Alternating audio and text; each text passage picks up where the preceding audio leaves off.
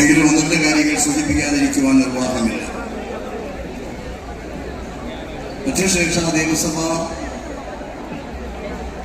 അതിൽ സ്ഥാപകനായ വീർ ശ്രീകുമാരഗുരുദേവന്റെ ജന്മദിനം ആഘോഷിക്കുന്നത്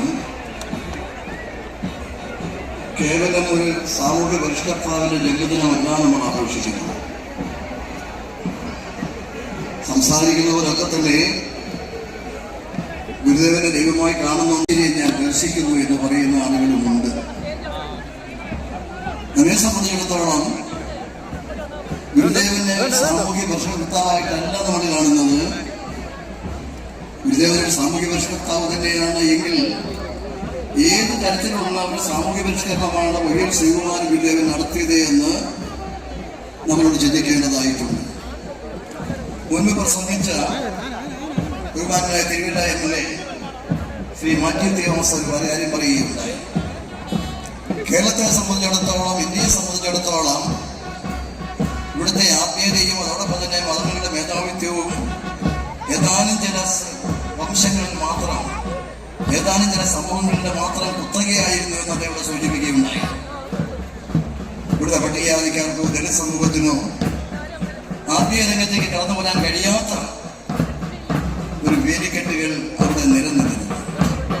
ആ വേലിക്കെട്ടുകളെ പൊളിച്ചു മാറ്റിക്കൊണ്ട് അടിമ സമിതികൾക്ക് കയറി ചെല്ലാൻ കഴിയാത്തൊരിടത്തിലേക്ക് ദൈവനാമത്തൻ തമ്പുരാൻ വീർ ശ്രീകുമാര ഗുരുദേവൻ അവർക്കൊരു ദൈവീയമായ ഒരു ബോധവും ദൈവീയമായ സത്യവും പ്രതിപാദിക്കുകയാണ് ചെയ്യുന്നത്.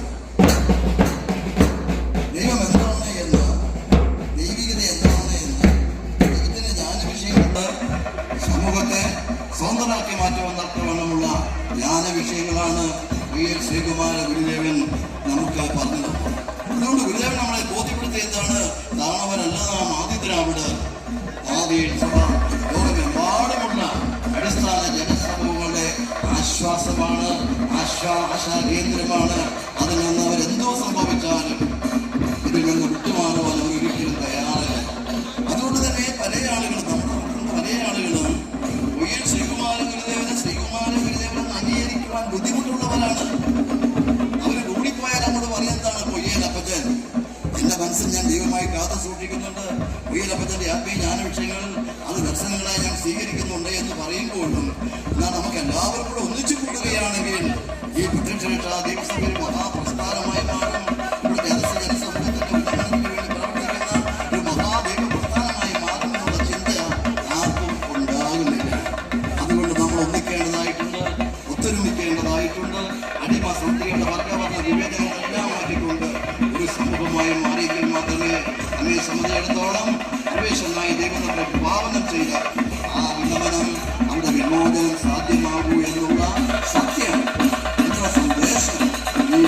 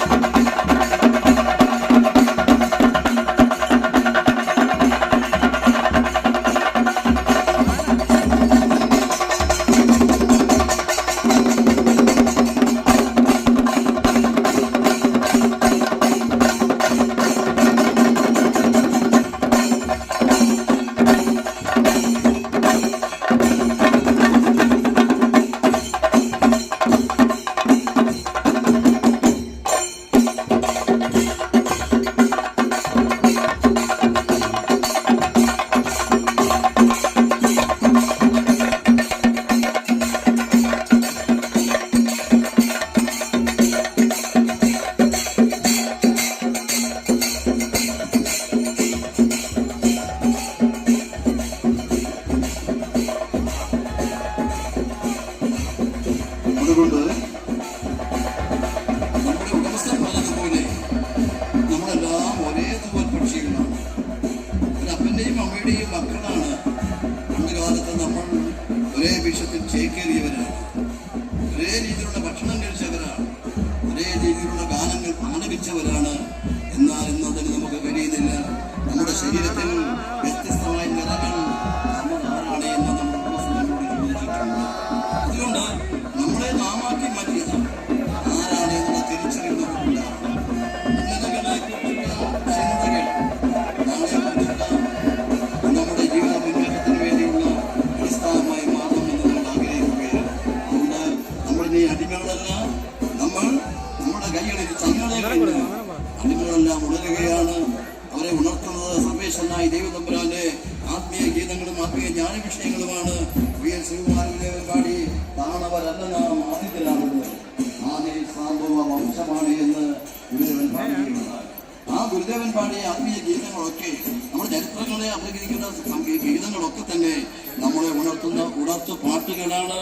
ഈ രാജ്യത്തിലെ അധസ്ഥ ജനസമൂഹത്തിന്റെ മനസ്സുകളിലേക്ക് ശ്രീകുമാരദേവന്റെ നമ്മുടെ കിട്ടുന്ന ആ ഗീതങ്ങൾ ഉണർത്തു പാട്ടുകളായി അവർ മയങ്ങുകയാണോ ഉറങ്ങുകയാണോ?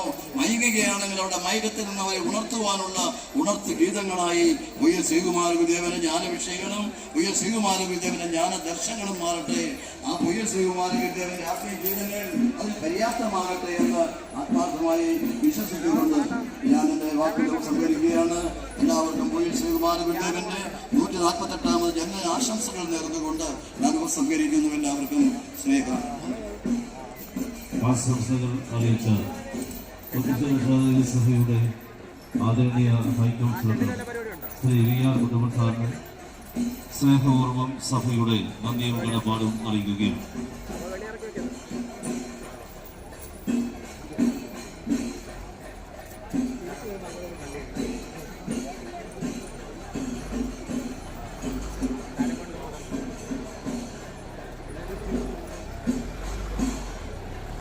അടുത്ത ആശംസ പ്രസംഗത്തിനായി പ്രത്യക്ഷ ദൈവസഭയുടെ ഹൈക്കൗൺസിലർ ശ്രീ പി.എം. രഘുനാഥ് അവരുടെ സ്നേഹപൂർവ്വം ക്ഷണിക്കുകയാണ്.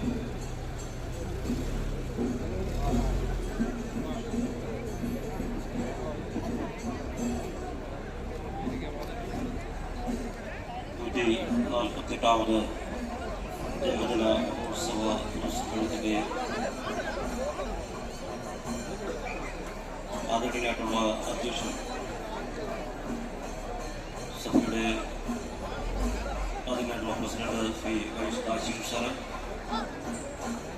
നമ്മുടെ ഈ പൊതുസമ്മേളനം ഉദ്ഘാടനം ചെയ്ത കേരളത്തിന്റെ സംസ്ഥാന മുഖ്യമന്ത്രി ശ്രീ പിണറായി വിജയൻ, ഇപ്പോൾ നമ്മുടെ ഈ പൊതുസമ്മേളന വേദിയെ തങ്ങളുടെ മഹനീയമായ സാന്നിധ്യം കൊണ്ട് അലങ്കരിക്കുന്ന ഏറ്റവും വിശിഷ്ടരായിട്ടുള്ള വ്യക്തികൾ, ഈ യോഗം ശ്രമിച്ചുകൊണ്ടിരിക്കുന്ന